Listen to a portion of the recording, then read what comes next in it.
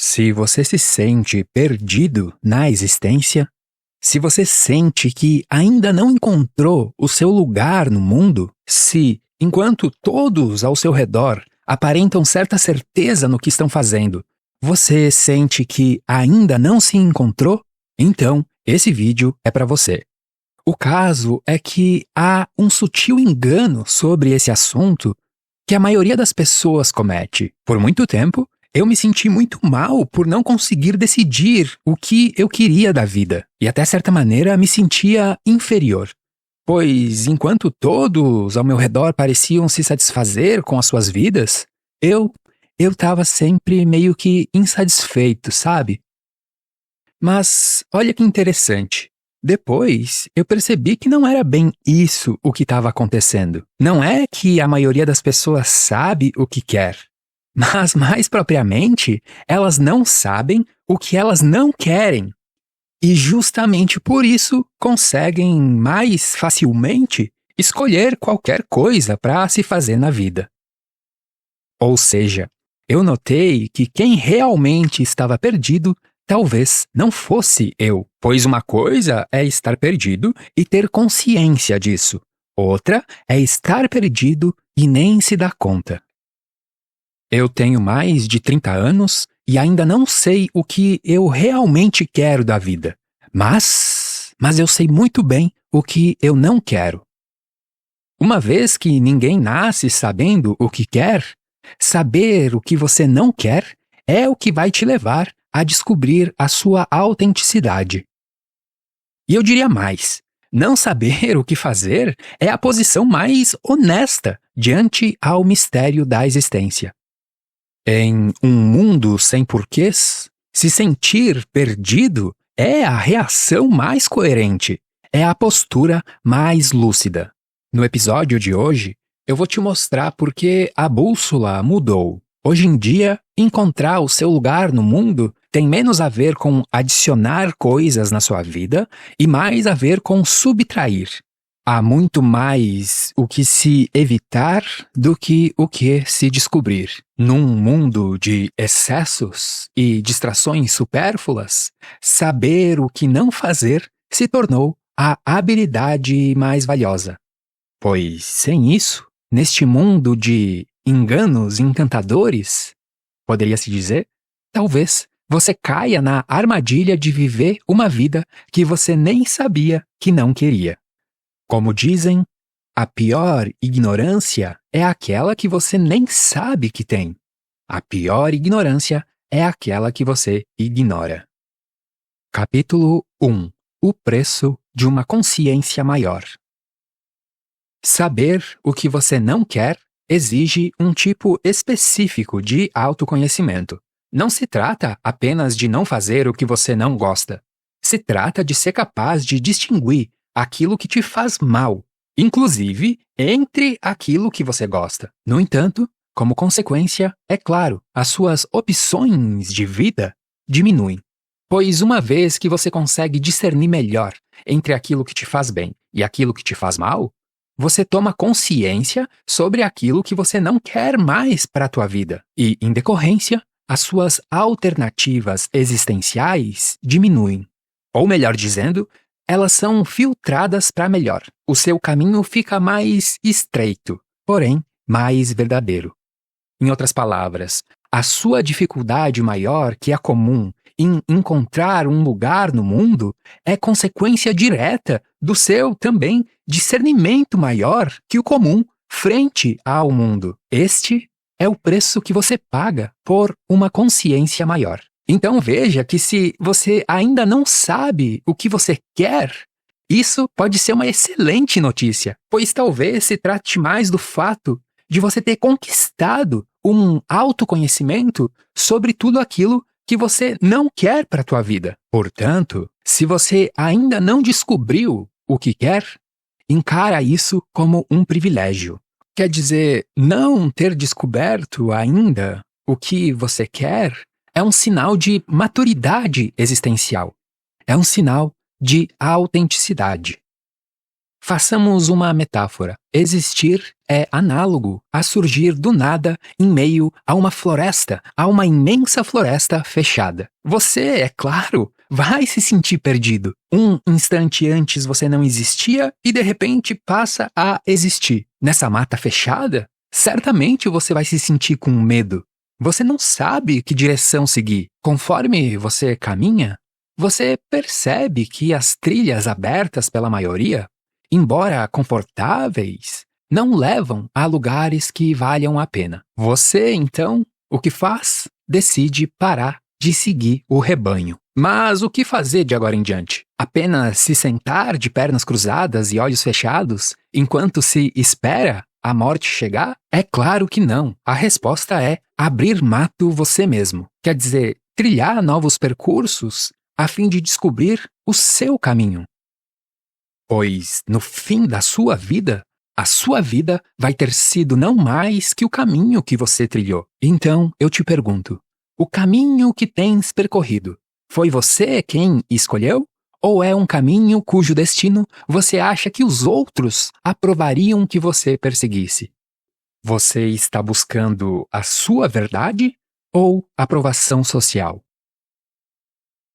Enfim, tudo o que você tem, entenda, é o caminho que você percorre. E mesmo que você ainda não saiba aonde quer chegar, nota que isso não te impede de avançar em direção àquilo.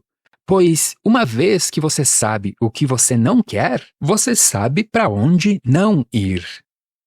E não se trata apenas de um processo de tentativa e erro às cegas. Se trata mais de algo próximo a ir esculpindo a obra que é a sua vida, ou seja, de ir eliminando tudo aquilo que não pertence a ela.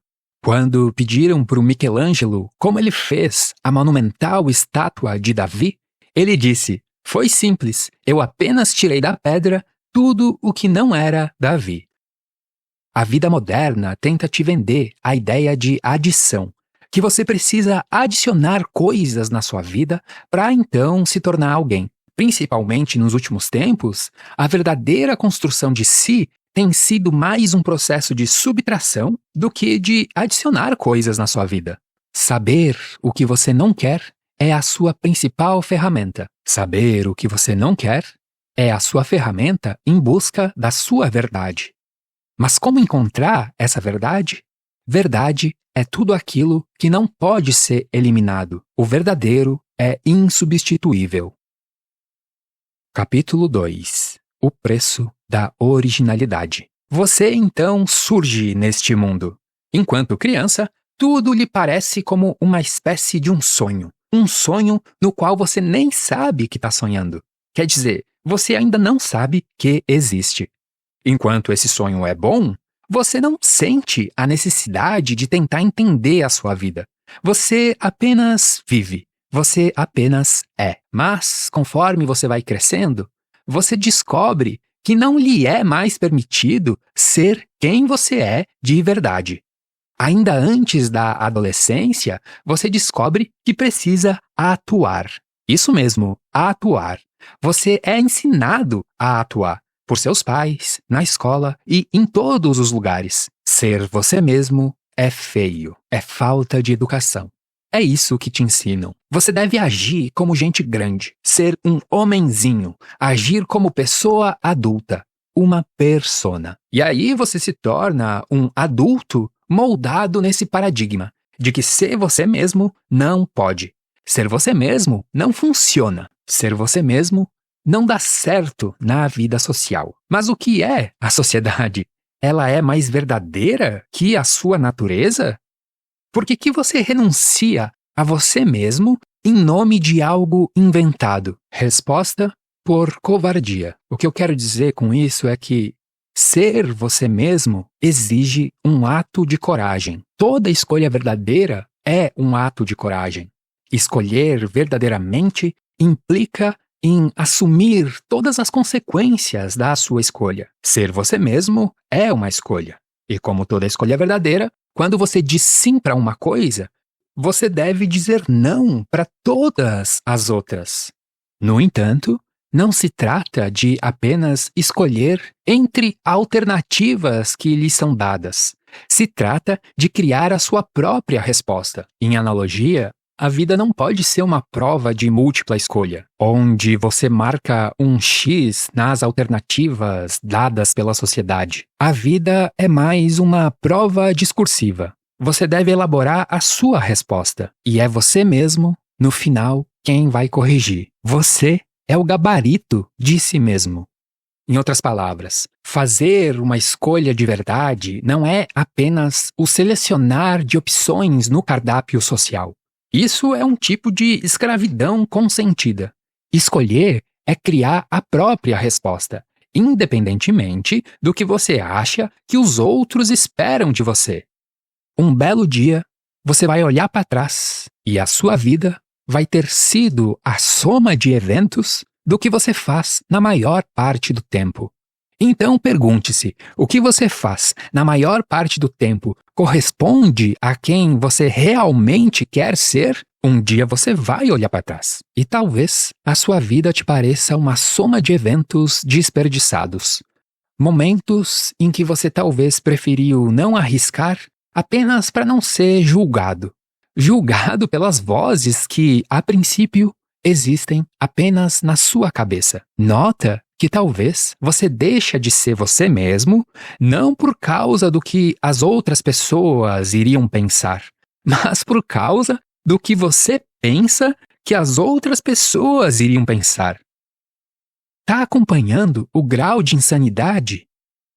Mas e mesmo que você tivesse certeza sobre o que as outras pessoas iriam pensar, será que faz algum sentido se preocupar com aquilo que existe apenas dentro da cabeça de outra pessoa, em formato de um efêmero pensamento? Por mais triviais e óbvias que sejam essas questões quando a gente para pensar a respeito, não é de acordo com essas obviedades que a gente age na maior parte do tempo no dia a dia. Como dizia o Epicteto, nós evitamos ser nós mesmos, nós evitamos a originalidade a fim de agradar, mas de agrado em agrado, talvez seja essa a causa de você continuar desagradando a si mesmo.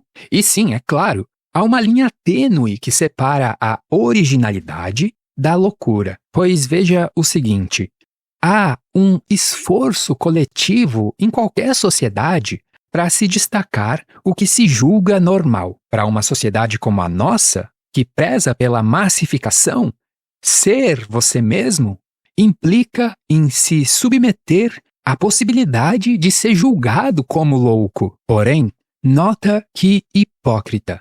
Se você quiser ser você mesmo, provavelmente você vai ser julgado como louco, vai ser julgado como louco por pessoas que decidiram renunciar a quem realmente eram e por isso se consideram normais. Então se pergunta, onde está a verdadeira loucura? Em ser você mesmo ou em abrir mão de quem você é em nome de alguma efêmera ideologia cultural? Há uma confusão generalizada entre ser comum e ser normal. Hoje em dia, é comum renunciar a si mesmo. Mas não é normal. Normal é ser íntegro à sua natureza, embora isso seja cada vez mais raro. Enfim, ser original implica em fazer uma escolha verdadeira. E como toda escolha verdadeira, você deve assumir todas as consequências daquele caminho. Sejam as boas, sejam as ruins. E sim, talvez, a princípio, você se sinta isolado. Mas entenda, há algo muito pior do que ficar sozinho, mentir para si mesmo. Terceiro e último capítulo, como saber o que você não quer.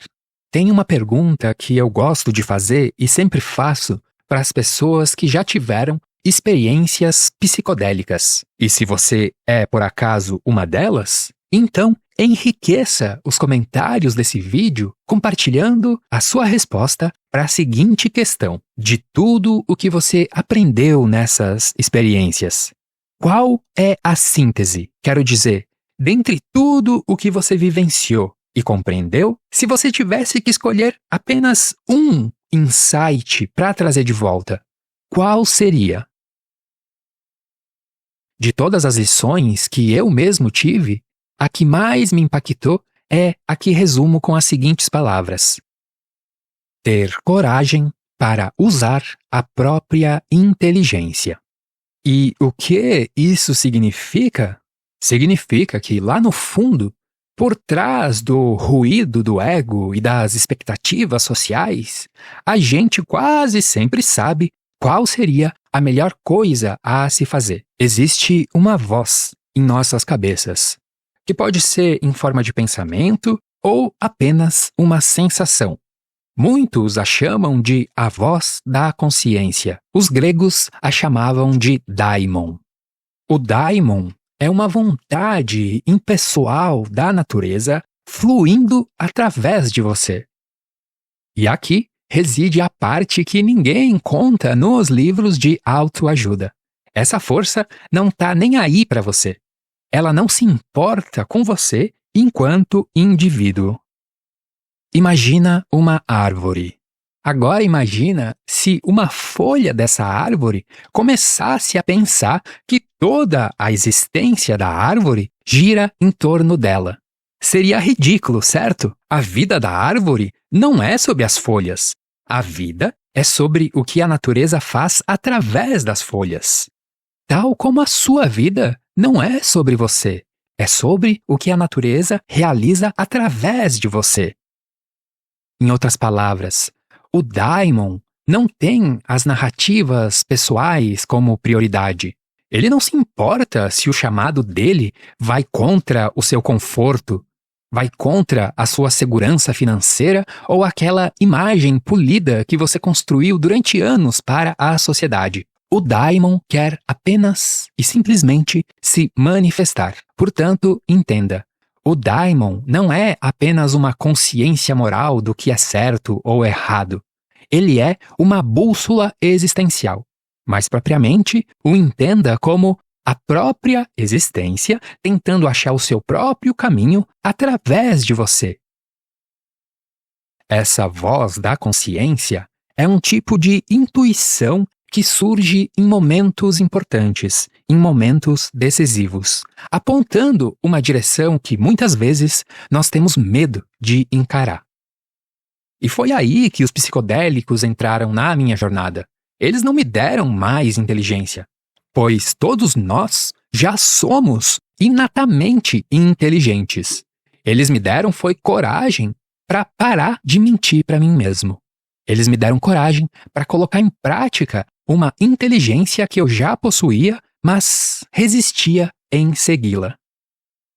À medida que você pratica ouvir essa voz, ela se torna mais alta e mais frequente. Assim como, do contrário, se você deixa de ouvi-la, ela aos poucos vai se calando. Talvez muitos dos espectadores possam ter se perguntado, mas que voz é essa que ele está falando? Acredite, ela existe. O que acontece é que a voz da consciência não tenta competir com o barulho do mundo. Ela raramente grita, ela geralmente se manifesta como uma sensação abafada, um sussurro que você precisa aprender a ouvir.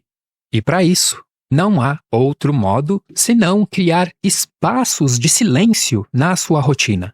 Um espaço para que essa voz se manifeste. A minha sugestão é bastante simples. Reserve um momento pela manhã e outro à noite. Pela manhã, para definir a intenção do seu dia. E à noite, para fazer uma revisão, a fim de entender onde, quem sabe, você possa ter se desviado do seu caminho. São pequenas doses de lucidez. Ajustes finos que, somados ao longo do tempo, ajudam você a encontrar o seu norte. E sim, você pode fazer isso como preferir, meditando, caminhando, escrevendo ou apenas sentado em silêncio no sofá da sala. Encare isso como um ritual de manutenção da sua sanidade em busca do seu eu verdadeiro. É o ato de dar voz a quem você é de verdade. É fascinante pensar que o conhecimento que você tanto procura não vem de fora, mas emerge de você mesmo. Como eu disse antes, ser inteligente é um dom inato aos humanos.